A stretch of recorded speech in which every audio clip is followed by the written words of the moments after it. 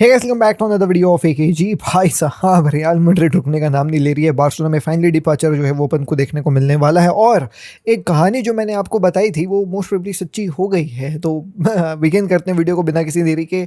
सबसे पहले हम डेली आपके लिए फुटबॉल के अपडेट्स लेकर के आते हैं। तो अगर आपने अभी तक सब्सक्राइब नहीं किया, सब्सक्राइब कर दीजिए, क्योंकि हमारी कहानियाँ ना जैसा हम बताते हैं वैसा हो जाता है। और आज भी वैसी एक कहानी आपके सामने लेकर के आऊँगा। बट उससे पहले लेट्स टॉक अबाउट बार्सिलोना का एक डिपार्चर जो होने वाला है, मार्क कैसाडो। जी हाँ दोस्तों, मार्क कैसाडो बार्सिलोना छोड़ करके जाते हुए नज़र आ रहे हैं। Not because he is not good, not because कि वो जो है वो भाई अच्छा अपन को टीम मेंबर नहीं बन के दिखाया, बट इट इज़ बिकॉज उसको गेम टाइम जो है वो नहीं मिली है। अब देखो यार, मार्क कैसाडो, मैं तो बोलता हूँ कि अगर उसको प्रॉपरली गेम टाइम मिलेगी तो he will be one of the best जो है वो भाई डबल पिवट प्लेयर इस सीज़न। अब वही है यार, अब कम गेम्स खिलाओगे और एक्सपेक्ट करोगे कि जो भी कम गेम्स मिलेंगे उसमें वो आकर के एकदम तगड़े खेल के दिखा दे, तो ऐसा नहीं होगा। आई स्टिल रिमेंबर दी 22-23 वाला season, if I am not 24-25 वाला season, if I am not wrong, इससे पहले वाला सीज़न। मार्क कैसाडो वॉज ब्रिलियंट भाई। हमारा वो इंजर्ड, फ्रैंकी डियोंग इंजर्ड हो गया था और बर्नाल वगैरह जो है वो आए नहीं थे स्क्वाड में, वो आते साथ इंजर्ड हो गया था। तो मार्क कैसाडो पूरा संभाला था कहानी, और क्या संभाला था यार। तो मेरे को मार्क कैसाडो काफ़ी अच्छा लगता था। फिर इस सीज़न हांसे फ्लिक ने उसको इक्के दुक्के चांसेस दिए और मार्क बर्नाल आ गया था, तो बर्नाल डेफिनेटली मार्क कैसाडो के ऊपर जो है वो ज़्यादा अच्छा नज़र आ रहा था हांसे फ्लिक को। और कैसाडो को जो इक्के दुक्के चांसेस मिले उसमें जो है भाई उसने उतनी अच्छे तरीके से परफॉर्मेंस नहीं दिखाई, क्योंकि ऑब्वियसली रस्टी सा हो गया था। बट नाउ दैट बार्सिलोना में अब मिडफील्ड इतनी घचाघच भरी हुई है, now that Gavi is also present, Frenkie de Jong is also there, Marc Bernal is also there, Pedri है ही हमारे पास, डैनी ओल्मो भी है, फर्मीन लोपेज भी है। तो इतनी तगड़ी मिडफील्ड में मार्क कैसाडो एक बिखरा बिखरा सा खिलाड़ी नजर आता था। और बार्सिलोना ने बोला कि यार अब इसको जो है भाई निकालते हैं। मार्क कैसाडो भी बोला कि यार मैं भी चाहता हूँ, मेरे को भी जो है भाई टाइम चाहिए। तो ऐसा समझ में आ रहा है कि मोनाको से जो है भाई बातचीत चल रही है बार्सिलोना की, in order to sell Marc Casado. The same club जिसने अंसु फाटी को खरीदा for 13 million, Marc Casado is most probably will be going to Monaco only. अब मोनाको ठीक ठाक पैसा दे दे यार, लाइक मेरे ख्याल से 30 million is good for Marc Casado. 25 million के ऊपर anything I will accept for Marc Casado, because पिछले सीजन उतना खेला ही नहीं है। अगर खेले रहता तो फिर अपन ज़्यादा पैसा मांगते, लेकिन खेला ही नहीं तो तुम ज़्यादा पैसा क्या ही मांगोगे। तो 25 से ऊपर anything would be really good for Marc Casado. But देखते हैं क्या होगा। अभी जो है वो भाई प्राइस बाहर नहीं आया है, बट ये बाहर आ गई कि Marc Casado is one of those guy who will be living FC Barcelona and Monaco is the most preferred destination. Moving on, अब मार्क कैसाडो जाएगा तो कौन आएगा? आएगा तो वही आएगा जिसका नाम है बर्नार्डो सिल्वा। और यही वो कहानी है जो मैंने आपको पहले बताई थी, और देखो आज जो है वो भाई वो चीज़ सच्ची होते नजर आ रही है।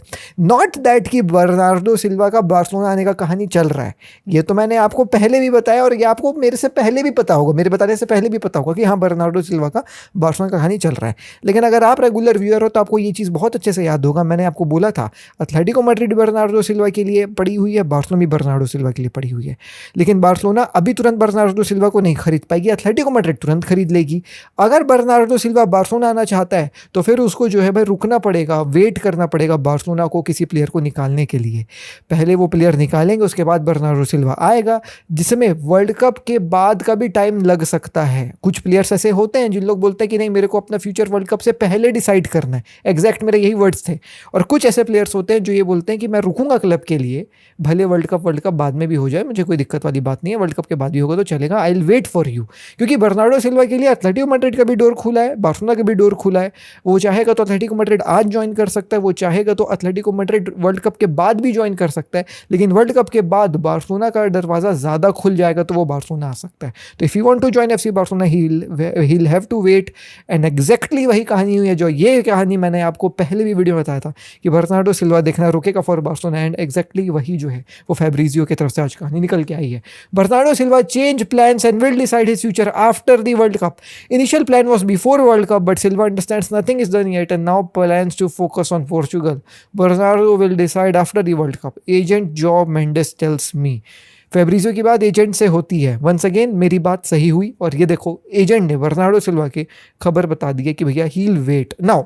क्या उसका वेट करना डायरेक्ट ये है कि वो बार्सिलोना ज्वाइन करेगा?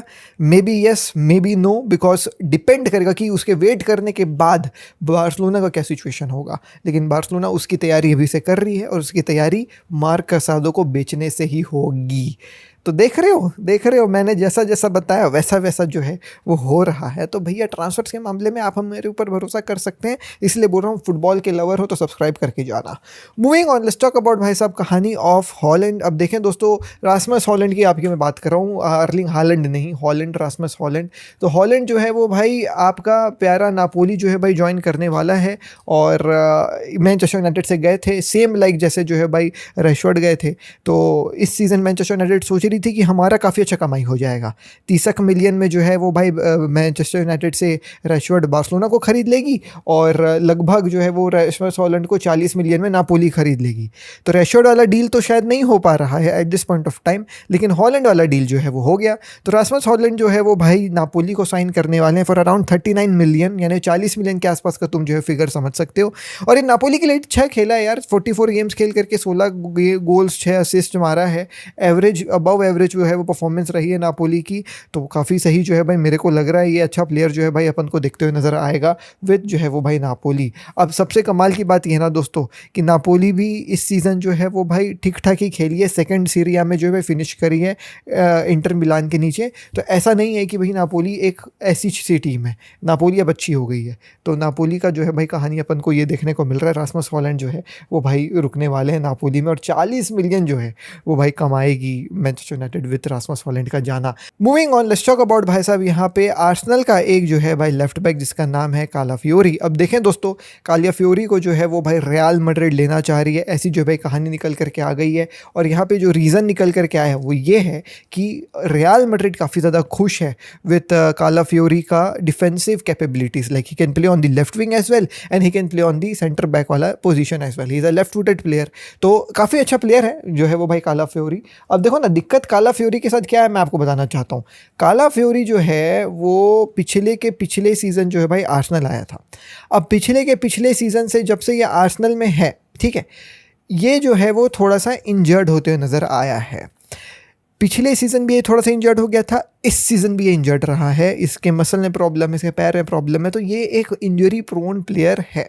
ही इज़ वेरी यंग दो, he is 24, he is very versatile, left footed, plays at the left back वाला position, at the center back वाला position as well. तो if you see Calafiori as a backup player for Real Madrid के left hand side वाला जो है भाई position, he will excel, he will be good at Real Madrid. But एक Real Madrid जैसी club को मेरे ख्याल से एक प्रॉपर लेफ्ट बैक लाना चाहिए। They should not depend upon जो है वो भाई कालाफियोरी, ये मेरा मानना है। अब ना कालाफियोरी के साथ दिक्कत एक और ये आ जाती है कि पैसे दे करके लेना पड़ेगा, और आर्सेनल इस जो है भाई डील को थोड़ा सा टफ बनाएगी फॉर रियल मैड्रिड। इसका जो है भाई कॉन्ट्रैक्ट काफ़ी लंबा है रियल मैड्रिड के साथ, इट्स रनिंग अप टिल 2029। तो ये काफ़ी लंबा जो है वो भाई कहानी हो जाएगा कालाफियोरी के साथ। और दिक्कत वाली बात वही है यार कि मतलब थोड़ा सा पैसा जो है वो लेगी आर्सेनल, इतना जल्दी जो है वो इसको जाने नहीं देगी। और रियल मैड्रिड में ना मैं ये बोलता हूँ, देखो डिफेंडिंग तो कालाफियोरी कर लेता है, लेकिन थोड़ा like I feel that Calafiori is like एक above average player. I don't rate him as the best left back, क्योंकि रियल मैड्रिड को बेस्ट लेफ्ट बैक की ज़रूरत है at this point of time. Calafiori is an okay player, अच्छा खेल लेगा but उतना भी अच्छा नहीं खेल पाएगा, ये मेरा जो है भाई मानना है। अब फेब्रिजियो का कहना ये है कि डायरेक्ट कांटेक्ट लगा है कालाफियोरी के जो भाई कैंप के साथ, तो देयर्स दैट। बट सबसे मज़ेदार बात ना रियल मैड्रिड के हर एक ट्रांसफ़र की निकल के ये आ रही है कि every transfer was approved by Jose Mourinho. Like जो अपन ने डमफ्राइज की ट्रांसफ़र देखी, it was approved by Jose Mourinho. अपन ने जो है वो इसकी ट्रांसफ़र देखी कालाफियोरी की जो हम देखने वाले हैं, ये भी जो है भाई अप्रूव्ड बाय जोजे मरीनियो है। और कोनाटे की भी जो ट्रांसफ़र अपन देखने वाले हैं वो भी अप्रूव्ड बाय जोजे मरीनियो है। तो कहीं ना कहीं रियल मैड्रिड ऑलरेडी जो है भाई काम कर रही है in order to outline their next season with José Mourinho. And this is because Florentino Perez totally believes कि वो जो है वो भाई इलेक्शन जीतने वाला है। एनरिके एक बूंद भी जो है भाई फ्लोरेंटिनो पेरेस को हिला नहीं रहा है, डरा नहीं रहा है कि भाई मैं जो है वो इलेक्शन जीत जाऊंगा। फ्लोरेंटिनो पेरेस इज़ लाइक कि मैं ही जो है भाई इलेक्शन जीतने वाला हूँ। आज ही एनरिके का जो है वो भाई एक इंटरव्यू आया है जहाँ पे ही हैज़ क्लियरली मेंशन्ड कि मेरा जो कोच होगा वो जोजे मरीनियो के कम्प्लीटली अपोजिट होने वाला है। एक ऐसा कोच होगा जिसको रियल मैड्रिड फैंस काफ़ी ज़्यादा पसंद करते हैं, और उसने ये भी बोल दिया है कि अगर मैं प्रेसिडेंट बनूंगा तो मैं रोदरी को लेकर के आऊँगा ही आऊँगा। तो ये दो अनाउंसमेंट जो है वो भाई एनरिके ने आज ही करी है। तो अगर एनरिके जीतता है तब फिर इन साइनिंग्स का क्या होगा, कैसा होगा, पता नहीं, क्योंकि ये साइनिंग्स तो अप्रूव्ड है बाय जोसे मरीनियो, और जोसे मरीनियो तभी आएगा जब फ्लोरेंटिनो पेरेज जो है भाई प्रेसिडेंट बनेंगे. But I also feel that Florentino Perez will remain the president of Real Madrid no matter what. Enrique कितनी भी अच्छी बातें कह लें, कि जो भी कहना है उसको कह ले, I don't think so that Florentino Perez की हिस्ट्री को इतने आसानी से कोई मिटा पाएगा, वो भी 2-3 हफ्ते के जो है वो भाई कैंपेन से. हाँ, बात अलग होती है अगर ये जो है भाई इलेक्शंस नॉर्मली 28-29 में होते जब होने थे, और इसको अपने जो है भाई कैंपेन को चलाने के लिए 1-2 साल मिलता जहाँ पे ये प्रॉपरली ब्रेन वॉश कर सकता था रियल मैड्रिड फैंस का. But that has not been the case so far. He has only got what 2 weeks. अब 2 वीक में कितना ही जो है भाई फैंस को मना पाएगा. फैंस हिस्ट्री को ज़्यादा जो है वो भाई यू नो व्हाट प्रीफर करते हैं rather than a new face. तो there's that, because they also want कि स्टेबल रहे क्लब एंड फ्लोरेंटिनो पेरेज के अंदर. ठीक है, देयर हैव बीन सीजन्स जहाँ पे जो है वो क्वेश्चंस उठाए गए हैं, देयर हैव बीन सब सीजन्स जहाँ पे ट्रॉफीज नहीं आई हैं, बट स्टेबिलिटी तो थी रियल मैड्रिड में, और वो स्टेबिलिटी ही लोग जो है वो प्रीफर करेंगे over a new face. Anyways, यही थी दोस्तों आज की वीडियो में. मिलता हूँ आपसे कल, नेक्स्ट वीडियो में. शिखा पटेकर, पीस, जय हिंद, वंदे मातरम.